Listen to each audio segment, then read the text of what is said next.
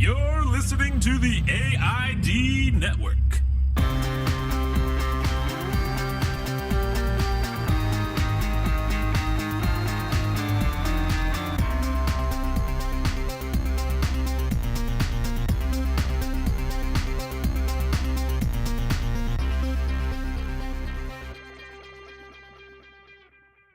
Hello, friends, and welcome back to another Brickey's Guide to Breaking into Hollywood. This is episode 9 of our 10-part series, but who knows? Maybe we'll do it again sometime because we've got plenty of these types of interviews in our archive. Today on Breaking into Hollywood, it's not necessarily an interview, but more of a discussion. I got to hang out with one of my own, finally. I got to hang out with the great Jake Williams of Bright Sun Films. Bright Sun Films is a YouTube channel that I would highly encourage you to go watch some of his videos and definitely hit that subscribe button, smash like, because Jake Williams is telling really good stories, perfectly created and curated for the format of YouTube. They're just as long as they need to be.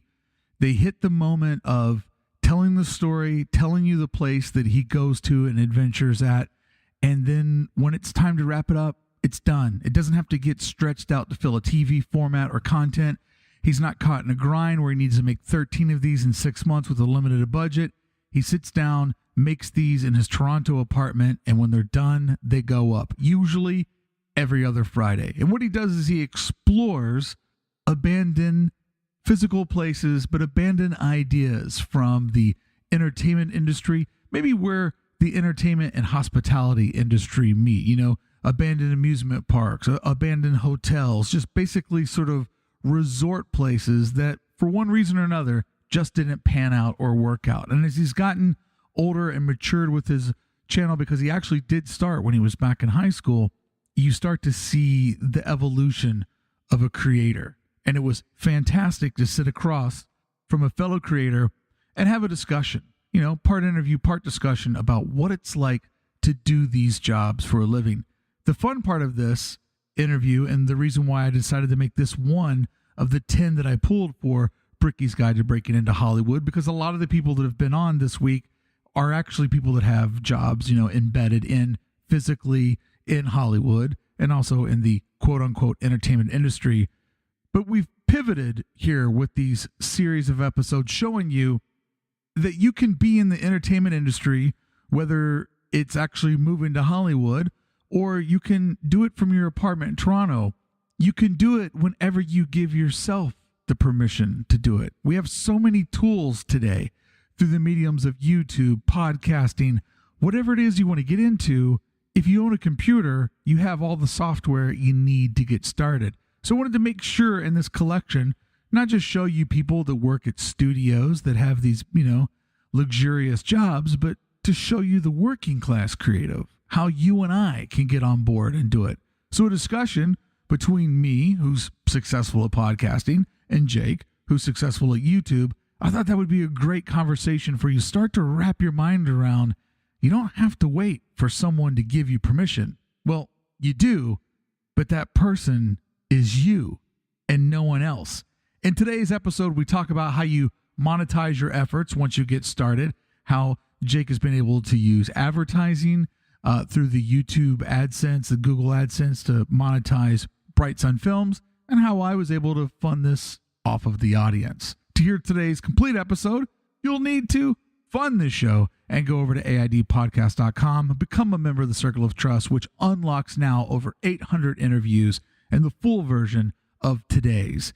Jake and I discussed the ownership of ideas. Who do you want to create for? Who do you want to build your art for? And the best part of the interview, the proper mindset for starting. What are your intentions? Why are you doing this project? And what we both found to be the recipe for success.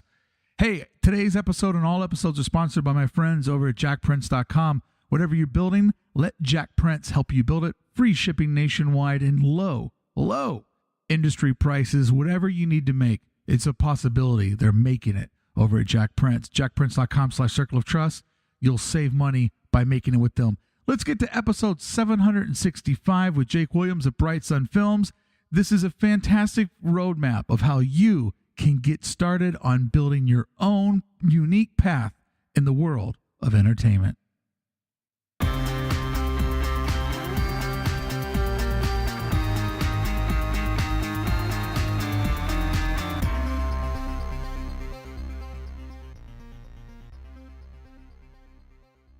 I enjoy your project. I like you doing it. I like the way that you do it. And I'm excited to just like literally get to hang out and talk to another content creator because I've been in a vacuum for the last 3 years doing this by myself. Like I interview people all the time and they're from former walks of my life, whether it be music, art, design.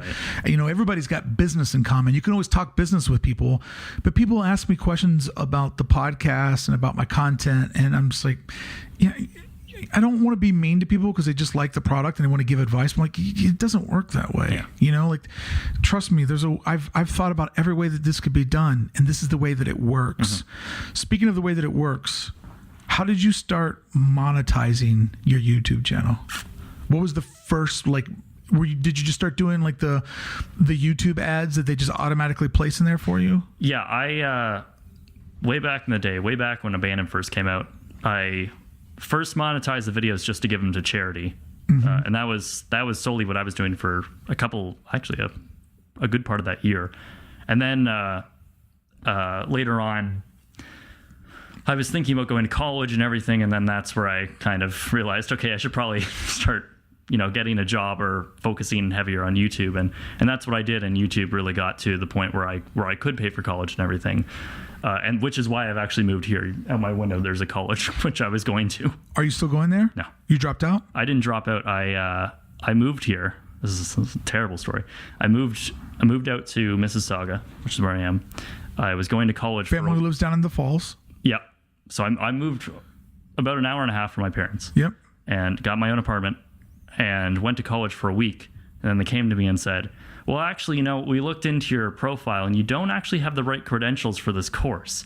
So unfortunately, you're going to have to be kicked out of this course. What was the course? It was business marketing. It wasn't anything. It's not like a bachelor's or anything. It was just a standard course for marketing.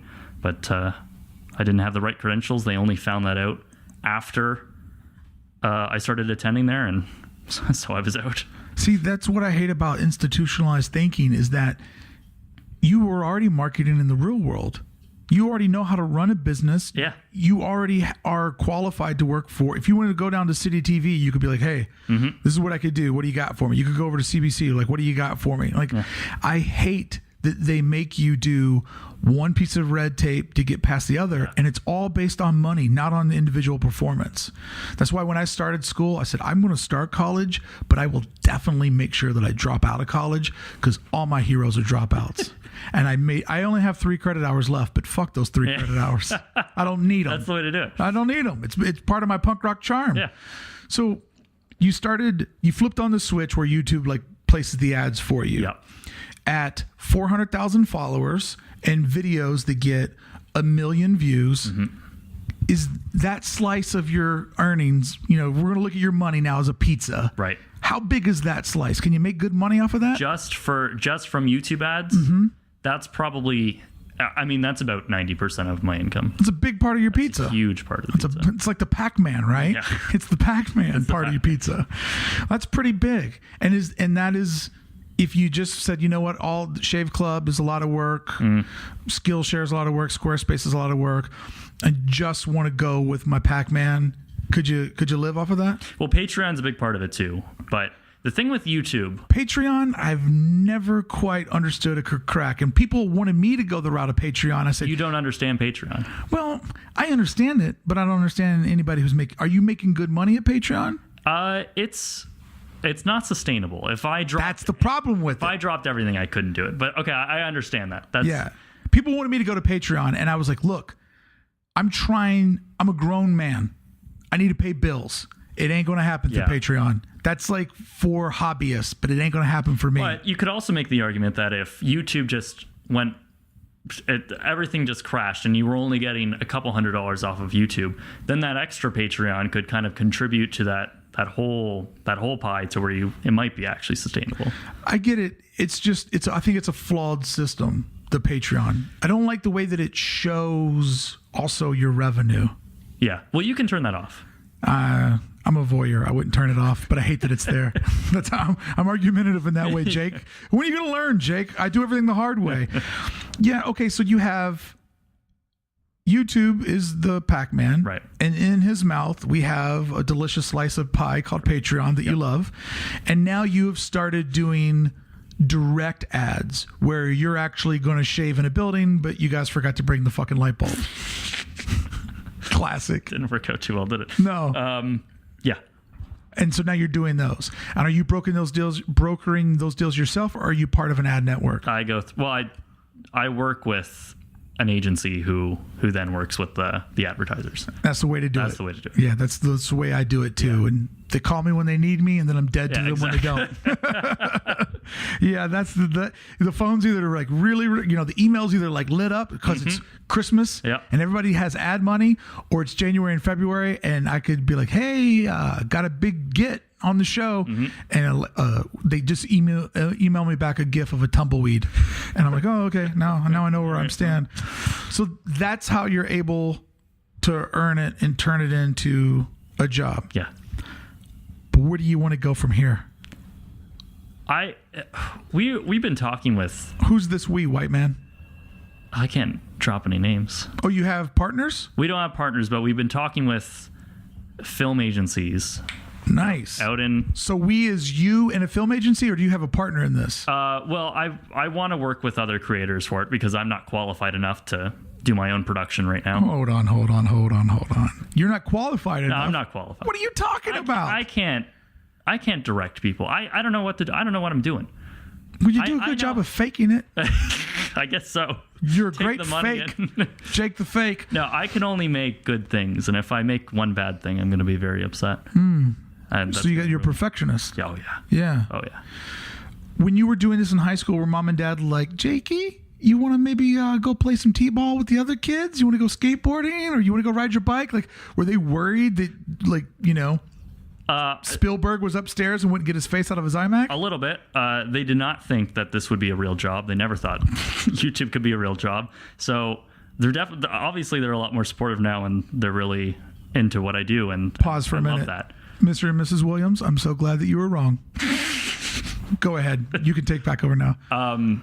But in the beginning, yeah, they didn't. I don't think they really understood. And that's every adult. Every adult who grew up without YouTube does not understand how YouTube works, right? That's where I didn't want to be anymore. I wanted to go inside the beast and figure out what the younger generation was doing. And that's where the market is moving now. That's where everything's moving. Right? It really is, and it's weird. And it feels weird kind of talking to you about this because, the podcast has millions of downloads. But in the video world, I'm a fucking joke. And what's fascinating is I've now done 4 vlogs. The first 2, I stumbled into it. The second 2, I kind of figured out editing, how to do the storytelling. Right. And I've now filmed 13 episodes. And I'm just putting one out a week. And it's funny, like... I can't wait to get to some of the other ones because I filmed them knowing how to edit them. Right. I'm just going into it. But my point of this ramble is after 4 small videos with a very little play count, people are taking things differently.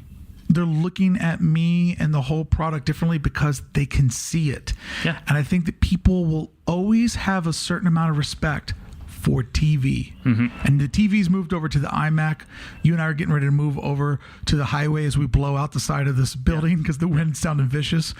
But there's a certain respect that people have for video content that they don't have for other levels of content. Right.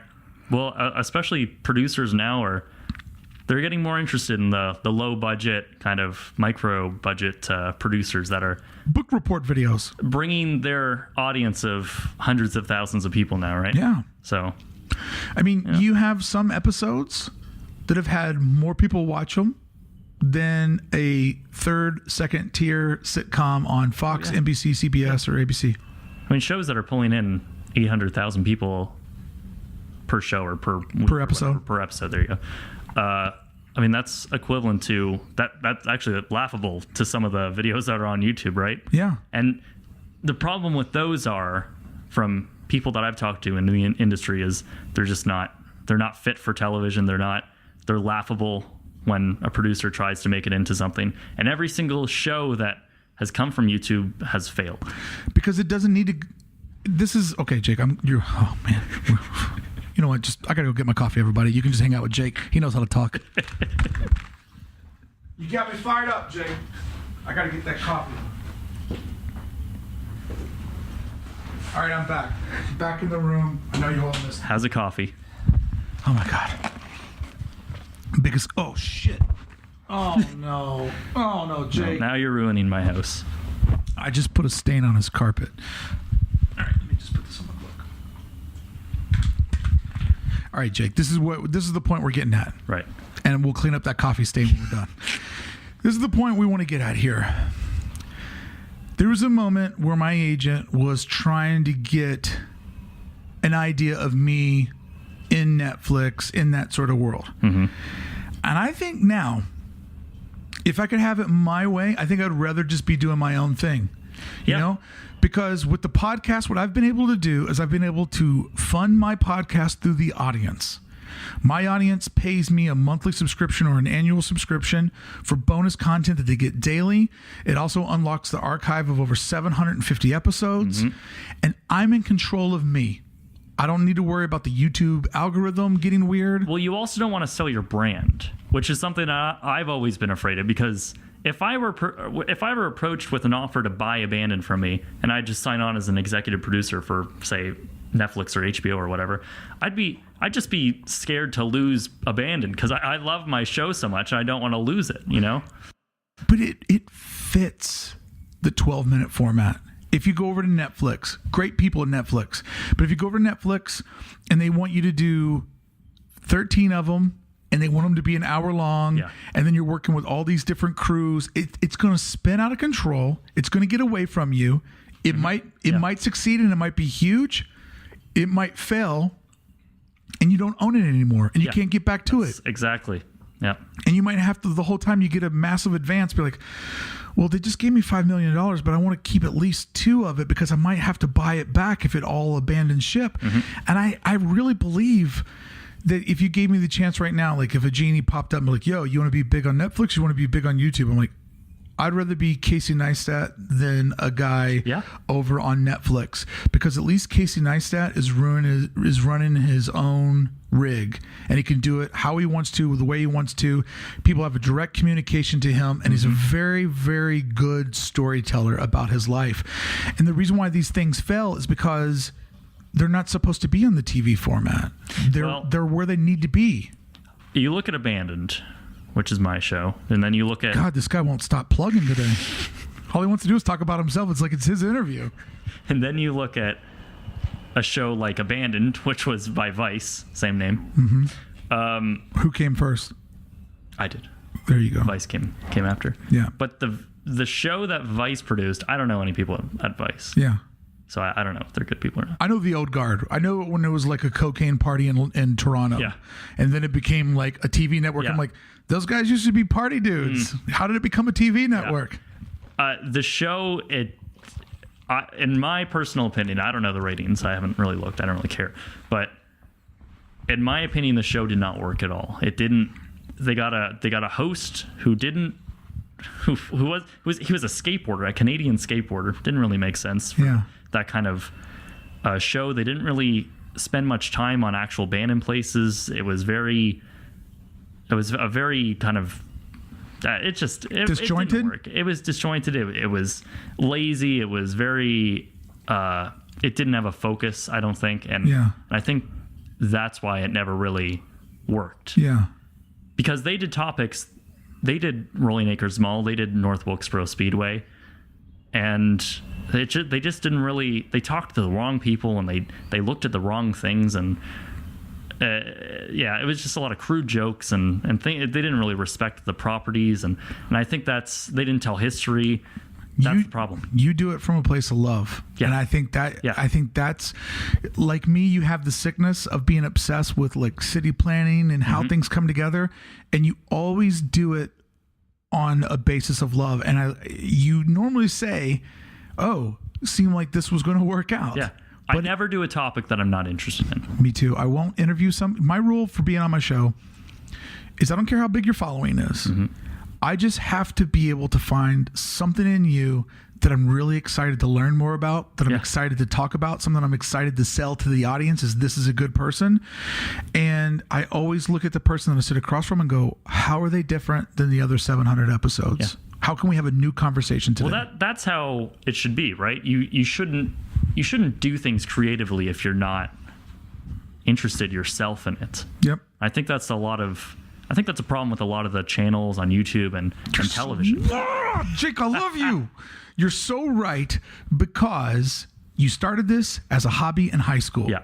You didn't quit high school. I don't want to go to university. Speaking Canadian to him. I don't want to go to university. I don't know what it's all about. And I think I'm just going to be big on YouTube. Mm-hmm. Like, if you do something because you think people are into it, you are destined to fail before you even start it. If you're going into it with the sole intent of gaining views and gaining money, you're doing it wrong. Absolutely. You have to have a good story to tell. Yeah. And you have to be willing to share something about yourself. And you have to really put that out there. And, yesterday I had a little bit of downtime in my schedule, and I lived in Toronto. And when I lived in Toronto, I was broke. I was doing another one of those big life gambles, life bets. Right. And at the time, it was 2000. I had one of those tuxedo power books that Mac made. Actually, I don't even think it was called a power book then, but it called a tuxedo because it was black and white, like plastic. Right.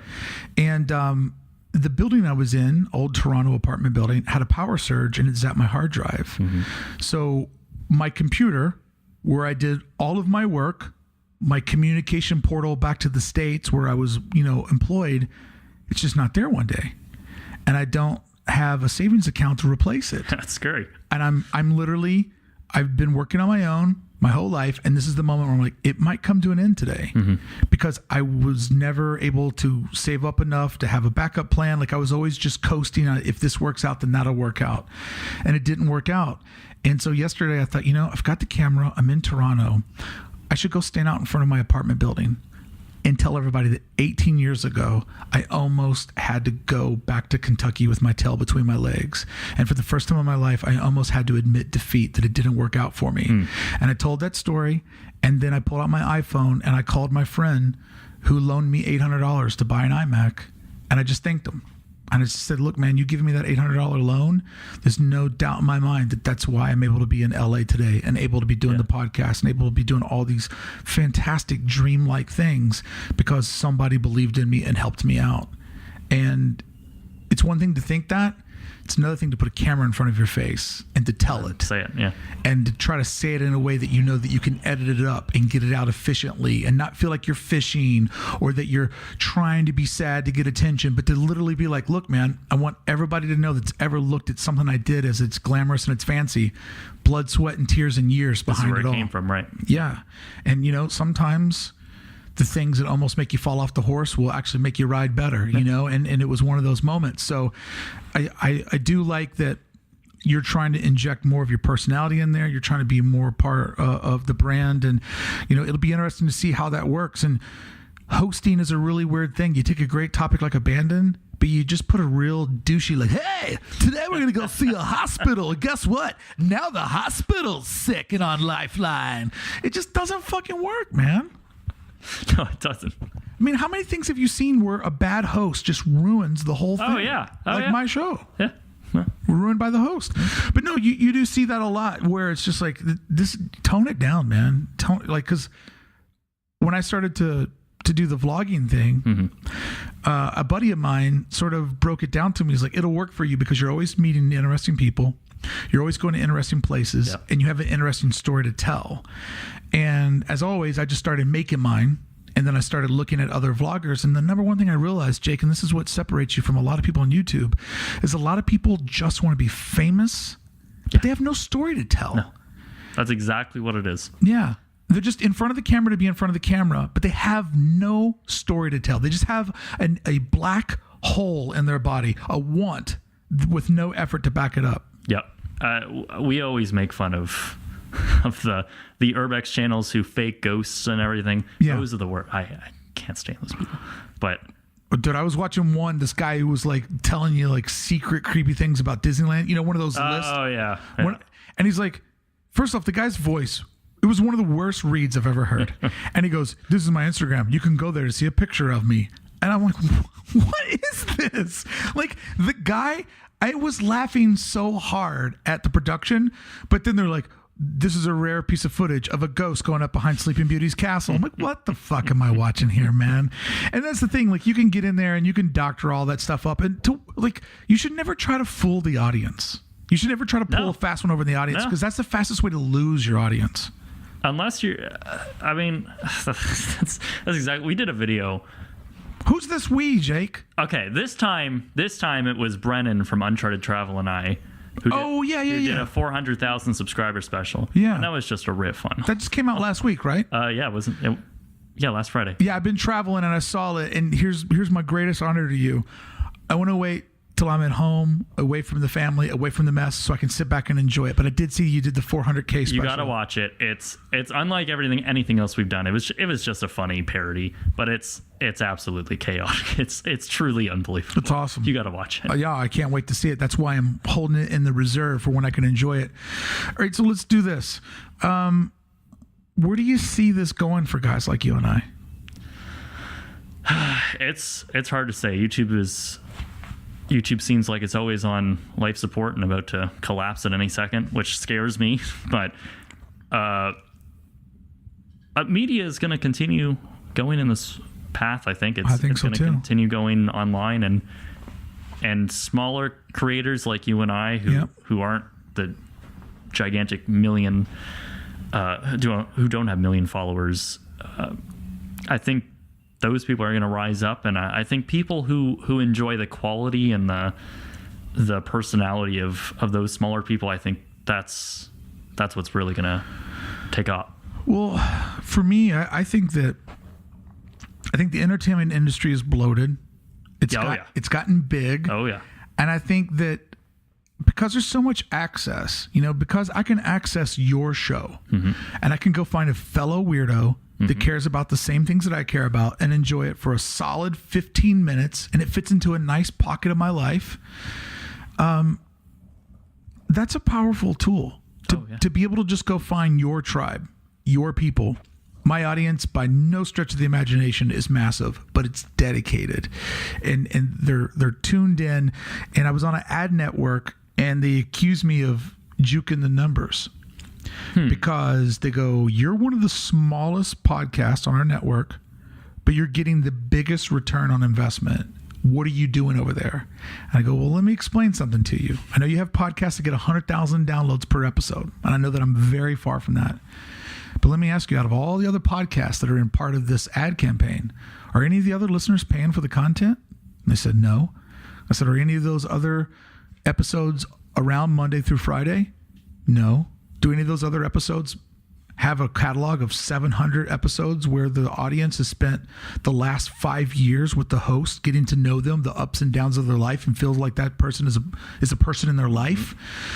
And I'm like, what I have here is special, and I know that it's special, and I will protect it with everything. Well, that's the thing too, because at that point you're happy with what you have, right? Yep. And if everything just stopped, if things stopped growing and you just had to if you just had to accept what you have now, you would be happy with that, right? I'd be happy as a pig in shit right now, because what I have is security. I have security. I don't have to worry about an algorithm. I don't have to worry about a company changing their policies. I built my thing. I have like a fortress of solitude, and I exist in it. Yeah. And as long as I can keep meeting interesting people, telling interesting stories, and living a life that's worth caring about, I'm set. I'm good. And all the other things I do are just speculation to make this better and to keep me challenged. And the thing about video producing is all of the storytelling happens in the editing. And as you're editing and you're building your video, you start to see this thing come to life. And when you go to bed and you wake up the next day and you watch that first 4 minutes, you get pumped to make the next 6. And you're just like, oh man, well, okay, I can go back there and I can put some type in, or I can put this in, and like, I'm just getting started, and I absolutely love it. And it's a perfect extension of this. It's fun. It is the best video game I've ever played in my life. And like, I grew up in a band. I was a designer, a celebrated designer and like poster maker for the music industry. Right. And I do the podcast. The thing I like about the video is it's 3 decades of my life in one medium. It's like 40 3 years of experience that I can dump into one thing, and you can just see that story start to come together, and I absolutely love it.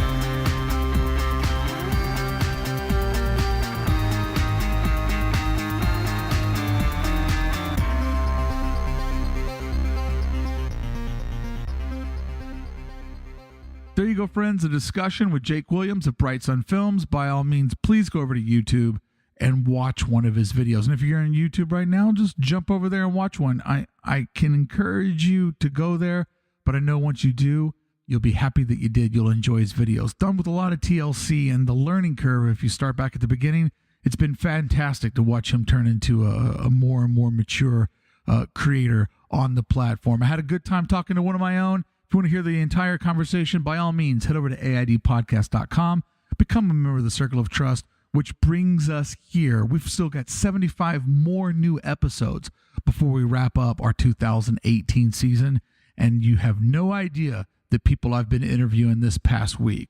Some good stuff is coming down the pipe.